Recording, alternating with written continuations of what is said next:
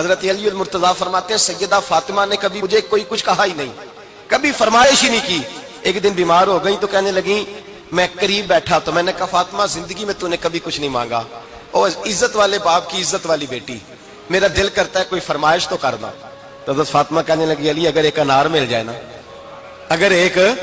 میرا دل کر رہا ہے اگر ایک انار مل جائے، ایک انار مل جائے تو طبیعت چاہ رہی ہے انار کھانے کو۔ مولا علی شیر خدا فرماتے میں گیا، ایک انار خریدا بازار سے، 1 دینار تھا میری جیب میں، انار خرید کے جب واپس پلٹا نا تو کہتے ایک بوڑھا شخص، ہونٹوں پہ کمزوری، آپ فرماتے ہیں میرے باپ دادا کی عمر کا، لڑکھڑاتے اس کے ہاتھ اور کہنے لگا علی میں بھوکا ہوں کئی دنوں کا۔ حضرت علی فرماتے ہیں میرے پاس وہ 1 ہی دینار تھا جس کا انار آ گیا، کہتے میں نے اسی وقت وہ انار نکالا، اس شخص کے ہاتھ میں رکھا، بوجھل قدموں سے جب میں اندر داخل ہوا نا تو پاک رسول کی پاک بیٹی، عزت والے نبی کی عزت والی بیٹی، صبر والے محبوب کی صبر والی بیٹی، کہتے ہیں جب میں نے اپنا قدم اندر رکھا دروازے کے تو فاطمہ نے میرا اترا ہوا چہرہ دیکھا تو کہنے لگی علی پیسے اللہ کے راستے میں دے آئے ہو، خیرات کر رہے ہو؟ حضرت شیر خدا رضی اللہ تعالیٰ عنہ فرماتے ہیں میں فاطمہ کی طرف دیکھا تو میں حیران ہو گیا،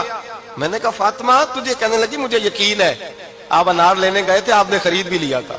اور مجھے پتا ہے علی میرے ساتھ بے وفائی ہو ہی نہیں سکتی، یہ کسی سوالی نے مانگ لیا ہوگا، علی آ جا،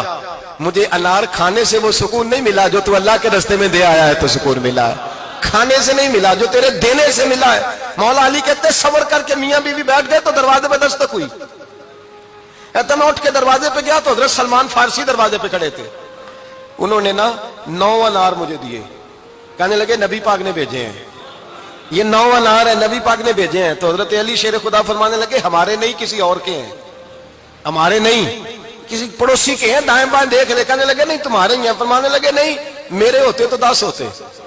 اس لیے کہ اللہ فرماتا ہے من جاء بالحسنۃ فلہ عشر امثالھا، تم ایک نیکی کرو گے میں 10 کا اجر عطا کروں گا۔